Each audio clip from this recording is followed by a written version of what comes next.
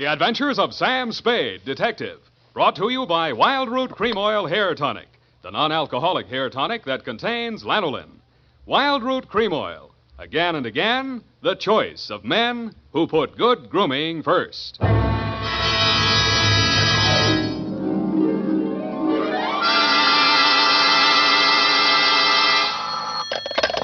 Spade Detective Agency. Bernadine, anything wrong? You sound almost human. It's not Bernadine, Sam. It's me, Effie. F! But I'll tell Bernadine about your compliment. How are things? Well, I've made out as best I could. I don't want you to think that I begrudged you a vacation. After all, you have worked hard. You did deserve it. Sam Spade, is that all you have to say to me? I'm not putting the blame on you. After all, it is a state law, so I can hardly accuse you of letting me down at a time when I needed you most. Well, you might at least ask me if I had a good time. I'm sorry if your conscience bothered you. Oh, well, it didn't. I had a divine time, and I met all sorts of interesting people. Mostly men. You don't say. What else? Well, it was this desert ranch, you know, with a lot of buttes around. You mentioned those. No, Sam, no. They're the result of erosion. Those outdoor types, they go to pieces. Sam, are you pulling my leg? Not over the phone, Effie, but stay where you are. I'll be right down to look at your snapshots. And when you have the time, I'll dictate my report on the missing Newshawk caper.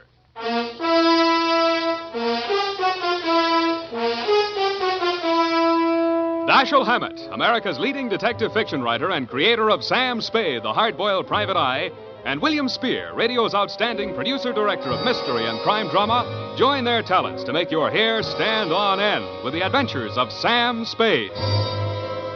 Presented by the makers of Wild Root Cream Oil for the hair. Wild Root Cream Oil. That's the famous name to remember, men, next time you buy hair tonic. And look what Wild Root Cream Oil does for you. It grooms your hair neatly and naturally. Wild Root Cream Oil also relieves dryness and removes loose, ugly dandruff. Yes, men, Wild Root Cream Oil is your shortcut to really handsome hair. So be smart. First chance you get Wild Root Cream Oil Hair Tonic. Again and again, the choice of men who put good grooming first. And now, with Howard Duff starring as Spade, Wild Root brings to the air the greatest private detective of them all in the adventures of Sam Spade.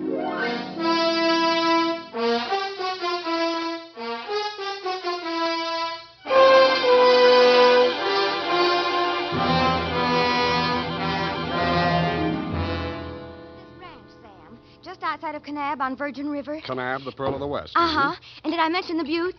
Oh, well, they're very interesting. The result of erosion. Yes.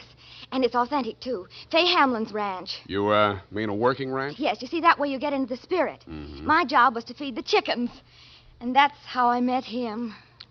One of the buttes?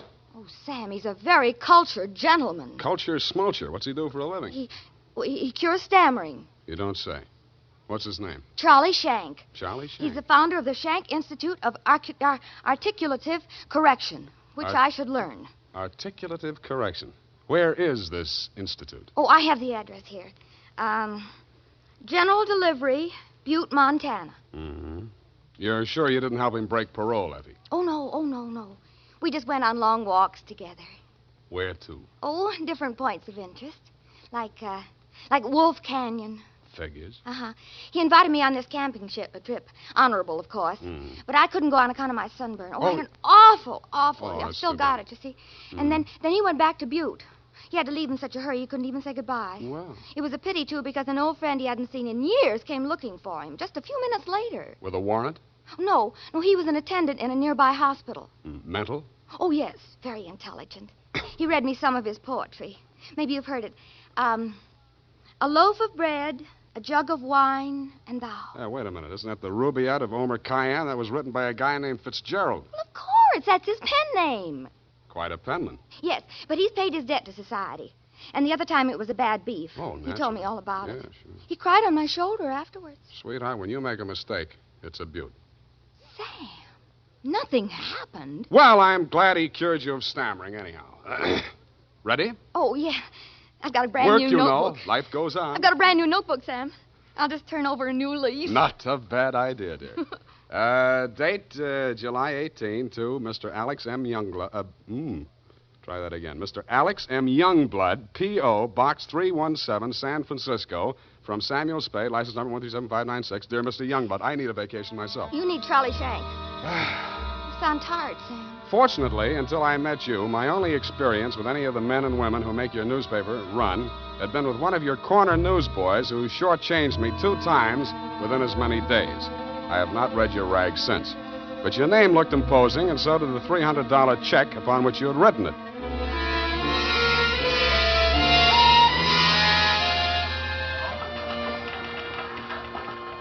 Per your instructions, promptly at 4 p.m. on the 15th inst., I munched through the litter of your city room toward a door marked A.M. Youngblood, publisher, managing editor, and city editor. I wondered if you were ambitious, frugal, or 3 men. I did not know that you had good taste until I saw the trim, 20-ish, and toothsome secretary in your outer office. Hello. You're new here, aren't you? Well, I'm not exactly here. I'm just here to see Mr. Youngblood. Oh. The name is Spade. Samuel Spade? Sam, except to my most intimate friends. Well, my advice to you, Sam, is to beat a hasty retreat. He's in a foul mood. Oh? Why? Is he blind or older than he feels? I refer, of course, to your spectacular charm, Miss, if I may call you Miss. Please, this is neither the time nor the place. My name is Phyllis Watson, and my phone number is in the directory, if you're really interested. I could be. Thank you. And if a man answers, tell him you're my French teacher. Oui. You better go in now. If you're late to an appointment with him, you're through. Do you have any more words of wisdom? No, but I hope you can do something to improve his state of mind. He's been awful lately. Good luck, Sam. Thank you, Phyllis Watson. Come in, come in. Now, 1 minute past 4. You must be Mr. Spade. That's right. You're almost late. Sit down, Spade. Cigar? No, thanks. Well, don't expect me to offer a drink. You aren't a drinker, I hope. You don't listen to the radio, do you? Well, you'll not drink in this office. Nothing here but a cooler filled with water from a clean, gurgling, laughing mountain stream. You sound like a reformed drunk, Mr. Youngblood. What's that? Well, it was a good many years ago. If you don't mind, I'll just paste up the weather report for my morning edition before we talk. Oh, you do that too, huh? Yes, obviously. And with good reasons. I remind myself that I was once a copy boy, and I find it a splendid way to, at least once each day, to lower myself to the level of the working man. There we are. Very hot in Phoenix, I see. Mm-hmm. Just what do you want a detective for, Mr. Youngblood? I was coming to that, Mr. Spade. Sorry. Now, well, first let me warn you that your assignment is a highly confidential one. They all are. In this case, a man's life may be at stake. Mm-hmm. The situation: my newspaper, at my order and under my guidance, has launched a campaign against crime. Not aimed at the petty criminal, but at the easy-living leeches at the controls of the rackets, the hoods in bankers' clothing, the mansion-house parasites who direct the pickpockets, the second-story men, the housebreakers, who gamble away $500,000 a year and pay income tax of only don't go a to fraction pieces. of that amount. Yes, I understand. You're after the boys on the safer side of the fences. Nicely put, Spade, yes. Thank you. Well, the long and short of it is this. The author of the expose series, Ray McCulley, my top crime reporter, has been missing for 2 days. I want you to find him.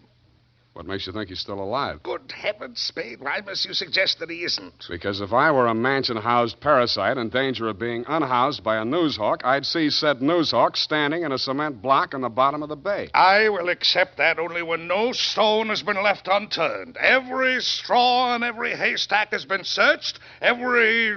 nook and cranny? Yes. Sounds as though you need at least one police force, Mr. Youngblood. Now, why don't you just... No. Impossible. We've already had a brush with the police over the expose. I'll not be dictated to at this stage of the game. I started this investigation, and I'll finish it alone. Well, it's a pretty big order, Mr. Youngblood, but times are tough. I'll see what I can do. Good. I hereby turn over to you all the resources and power of this, my newspaper. When one of my reporters is in trouble or danger, sir, I will spend every penny of my fortune, if necessary, to deliver aid and succor to his side.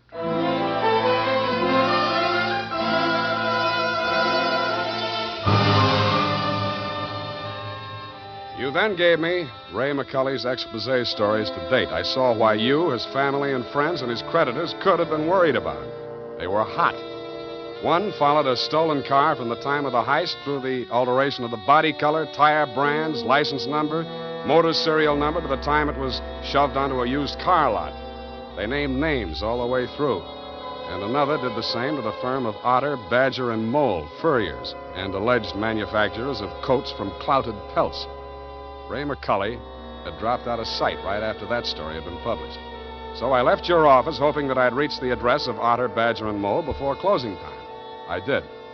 The plushy showroom was occupied by a dozen attractive fur-bearing models, female, but wax. The live models, male, were wearing padded shoulders, pointed shoes, and coats tailored for underarm artillery. They would have looked more natural at Madame Tussaud's waxworks, Bertram the burglar section. Hey, oh, hey, what'll it be? Something for the little woman? Where do I find Mr. Otter? Are you the law? Leo sent me. He's in his office. Come on. Oh, wait a minute. Don't crowd me. You say you want to see the boss? On business. Stop nudging me with a rod. In there, hey, move. Okay. Hey, boss. Yes, Woody? Here's Joe here to see you. Leo sent him. Well, nudge him in, Woody. No nudging, Woody. Well. So Leo's sending a man to see me. I wonder why. If you'll comb this character here out of my hair, I'll try and tell you. Sit down, Woody. Thanks. You're new in town.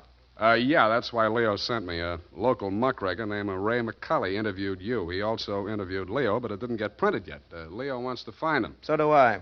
How can I help? Well, he walked out of here, went to his hotel, wrote the story, and mailed it in. That's the last anybody's seen of him. Leo was just sort of hoping that you'd already taken care of him. Not yet. That's all I wanted to know. Thanks. Just a moment. Yeah? Leo's sending you out alone? Why not? That's a tough boy, that McCully. He's got plenty of protection. That's what you need. What kind of protection? Go along with him, Woody. Who, me? You're Woody, aren't you? Now, look, Mr. Otter, I don't want to look a gift horse in the mouth, but the way I see it, this is a lone wolf type caper. Hey, what's the matter, hey? You think I'm too good for you? Well, Woody, I wouldn't say that. Good. It's settled then. Take care of him, Woody, and don't mix it up with any of Leo's boys. If he's out to get that rat McCully, he's our friend.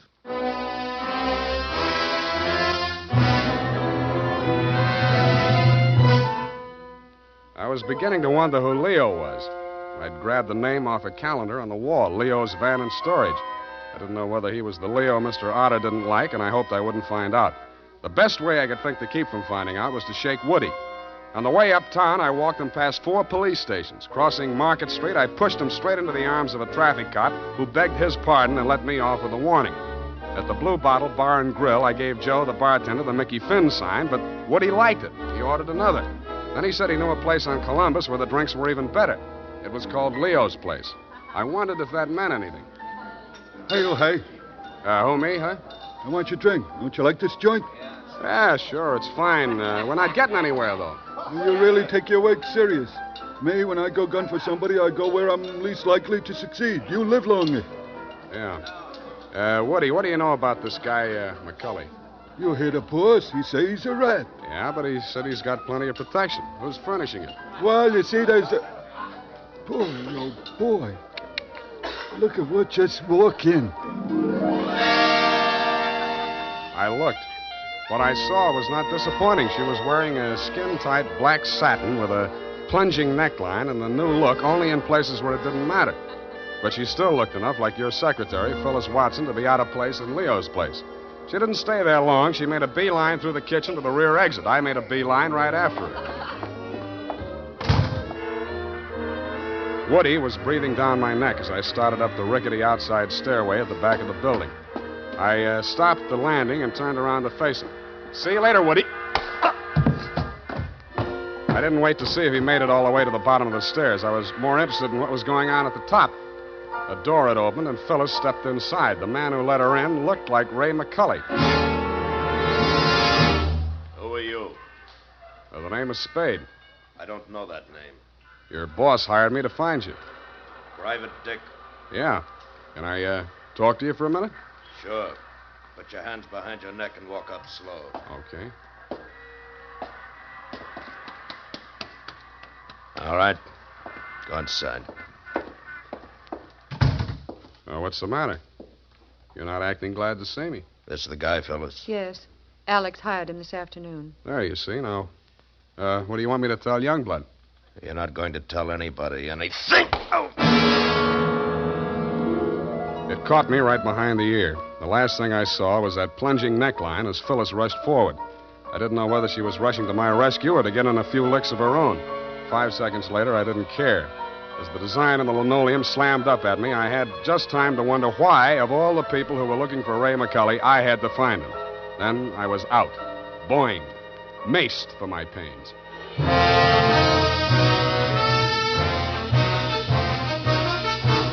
The makers of Wild Root Cream Oil are presenting the weekly Sunday adventure of Dashiell Hammett's famous private detective, Sam Spade.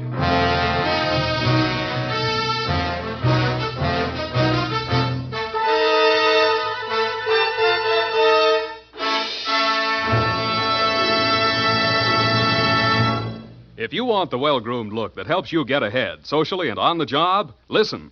Recently, thousands of people from coast to coast who bought Wild Root Cream Oil for the first time were asked, how does Wild Root Cream Oil compare with the hair tonic you previously used? Better than 4 out of 5 who replied said they preferred Wild Root Cream Oil. And no wonder. Wild Root Cream Oil grooms the hair neatly and naturally, relieves annoying dryness, and removes loose dandruff. What's more, non-alcoholic Wild Root Cream Oil is the only leading hair tonic that contains soothing lanolin. So ask for Wild Root Cream Oil Hair Tonic. Again and again, the choice of men who put good grooming first. By the way, smart girls use Wild Root Cream Oil, too, and mothers say it's grand for training children's hair.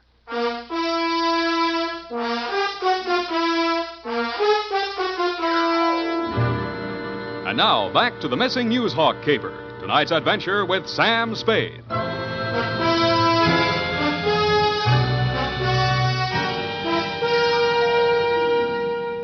I was lying on the floor in a room with nothing in it but a sink, an army cot, a square of dirty linoleum, and a body. I staggered to my feet, ran some cold water over my head, and took a closer look. It was Ray McCully. He was a very dead, crusading reporter. He'd been stabbed clean through with a long-bladed kitchen knife. It set on the handle, property of Leo's place. I went through his pockets. In his wallet, a press card, a police card, union card, and 10 genuine, crisp, new $1,000 bills. That gave me a line on the killer. He was crazy. So was I. I left it on him, too. Folded up in his vest pocket, I found 2 newspaper clippings, one from the Chronicle and one from your paper. Both weather reports for the same date. It was very hot in Phoenix, according to both papers. But according to your weather report, the temperature in Needles, California was 135 degrees. That needled me.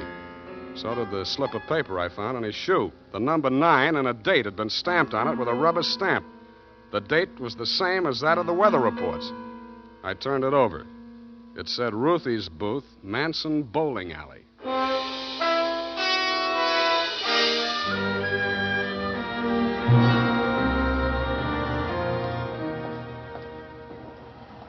Don't tell me, let me guess. You're the cigar type, Coronas or Panatellas? Thanks, I'm just shopping. I got a nice line of notions. So have I. No, I mean the dolls, the Hollywood dolls. You know, for the bed. Only $1 plus tax. Very reasonable. Say, what's on your mind? Leo sent me. Oh. Are you going to collect the slips hereafter? Well, not tonight. You see, I'm sort of a troubleshooter. Leo's checking up on some of the numbers that didn't come out right. Listen, I'll tell him to his face I don't want any part of those wrong numbers. They're scary. Nuts. Who bought this one? Let me see. Oh, last Thursday. Oh, number 9. How can I forget? He put $500. And honest, if he's been around once, he's been around 100 times to see if it paid off. Did it? What's his name? Mr. Spinelli. He buys a slip every day. And if you ask me, he's learned his system. Because he's been winning, you know. Dimes and then $1 and then $5. And then when he come in with 500 on number 9 until he dropped dead, did it win? Where does he live? It did. Wait, I'll look on the sheet. Hey, somebody else was in just this afternoon. Give me that address. Hurry up, will you? Well, it's right around the corner on Manson, 810. Say, maybe that's his system, 8 and 1. Don't that add up to 9? Hey, what's the matter? Where are you going in such a rush?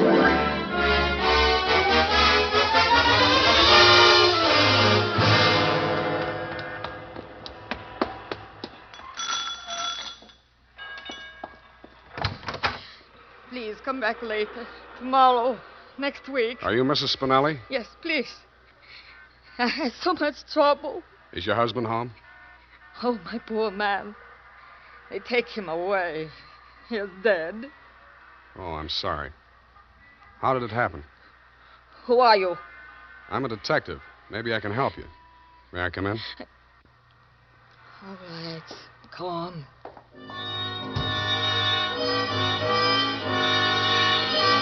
It took quite a while to gain her confidence, and after that, it took still quite a while to piece together the grief-stricken grumble of words that poured out of her. When I got it down in the form of a statement, I asked her to read it over. Item: statement by Mrs. Arturo Spinelli.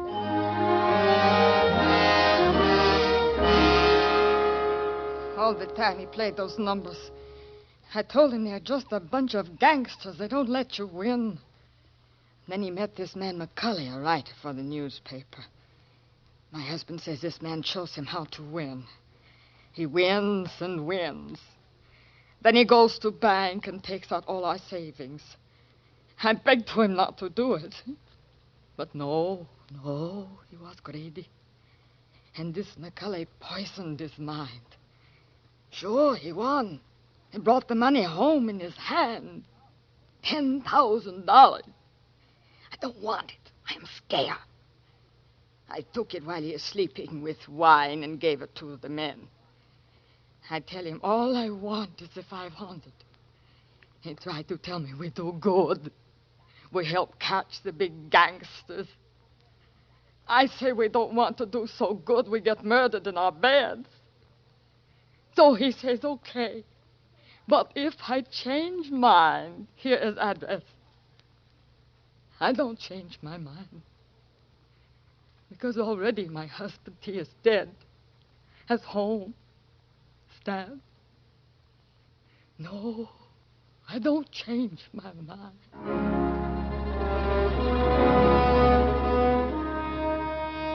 She signed it, and I left her alone with her grief.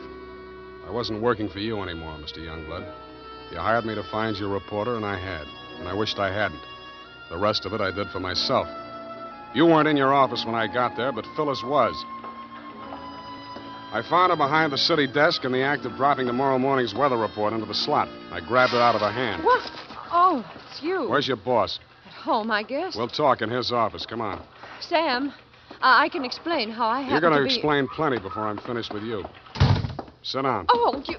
I don't have to be so rough. What's the matter with you? Plenty. I'm stupid. I was stupid to take this job, and I was stupid to play it cagey with you. I should have beaten the story out of you before the trouble started.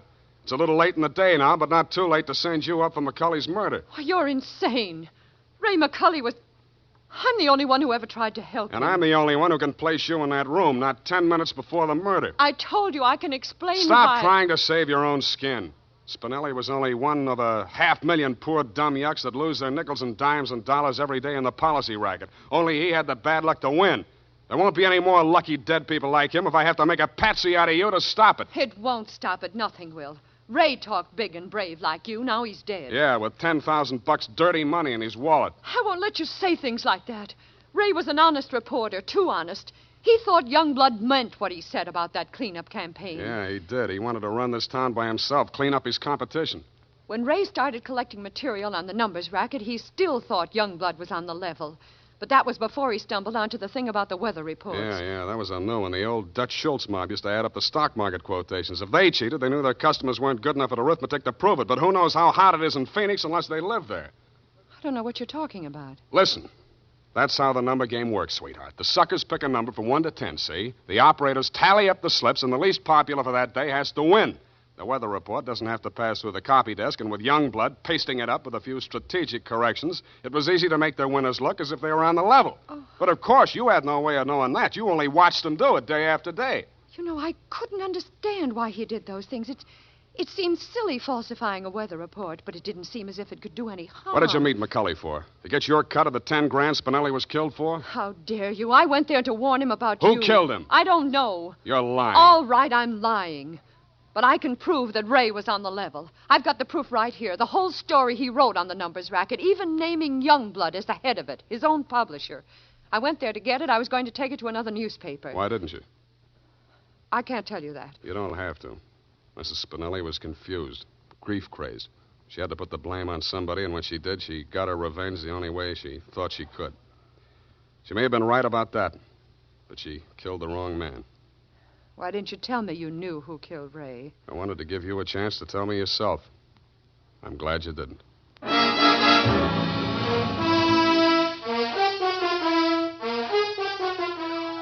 And that, Mr. Youngblood, is the crop. I'm sure you appreciate the fact that I gave the double scoop to your paper.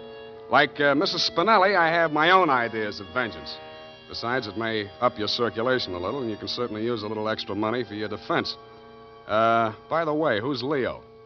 Period, end of report. But, Sam. Yes, Evie? I thought Mrs. Spinelli killed Ray McCulley. The vacation helped. You're absolutely correct. Mrs. Spinelli killed Mr. McCulley, if you'll pardon the expression. Well, why did she kill her husband? I was wrong. The vacation didn't help. You mean she didn't? She killed McCulley to avenge the murder of her husband. You mean Mr. McCulley killed Mr. Spinelli? Effie, stop. I'll go mad. Oh, you need a vacation, Sam. Look, type that up. The clatter of the keys may stimulate you to further cerebral activity. I beg your pardon, Sam? Brain work. Now, shoot. Oh, brain work. Oh, well, you know best. Tonight, men, or first thing tomorrow, get Wild Root Cream Oil and see what wonders it does for your hair. Notice how easy it is to apply. Notice what a neat, natural job it does of grooming your hair. Notice, too, how effectively Wild Root Cream Oil relieves annoying dryness and removes loose, ugly dandruff. No getting around it. Once you try it, you'll never be without it. So tonight, or first thing tomorrow, call at your drug or toilet goods counter for Wild Root Cream Oil. Get the big economy bottle and the handy new tube that's easy to pack when you travel. Also, ask your barber for a professional application of Wild Root Cream Oil Hair Tonic. Again and again, the choice of men who put good grooming first. Well, here it is, Sam. And you were absolutely right. The typing cleared my mind. It's all clear now except for one thing. Well, let's clear that up right away. Why did Mrs. Spinelli kill her husband? She did not kill her husband. Oh, I'm sorry. I meant, why did Mr. McCulley kill Mr. Spinelli? Kelly did not kill Spinelli. Who's Kelly? McCulley.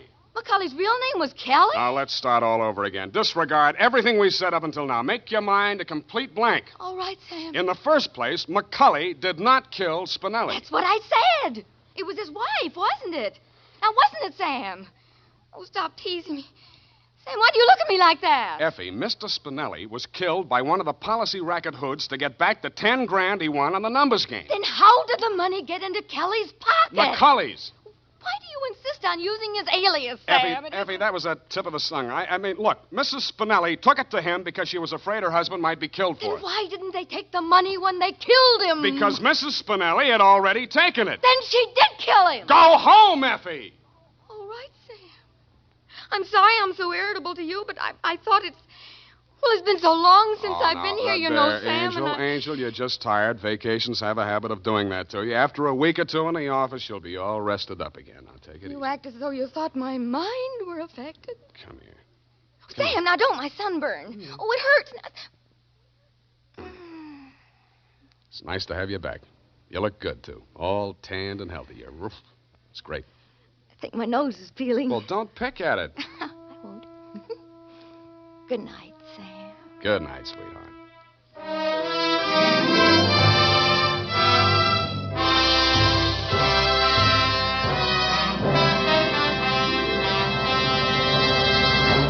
The Adventures of Sam Spade, Dashiell Hammett's famous private detective, are produced and directed by William Spear. Sam Spade is played by Howard Duff. Lorene Tuttle is Effie. The Adventures of Sam Spade are written for radio by Bob Tallman and Gil Dowd, with musical direction by Lud Gluskin. Gil Dowd directed tonight's broadcast in William Spear's absence. Join us again next Sunday for another adventure with Sam Spade, brought to you by Wild Root Cream Oil. Again and again, the choice of men who put good grooming first. This is Dick Joy reminding you to... Get Wild Root Cream Oil, Charlie. It keeps your hair in trim. You see, it's non-alcoholic, Charlie. It's made with soothing lanolin. You better get Wild Root Cream Oil, Charlie. Start using it today. You'll find that you will have a tough time, Charlie, keeping all the gals away. Hiya, Baldy. Get Wild Root right away. This is CBS, the Columbia Broadcasting System.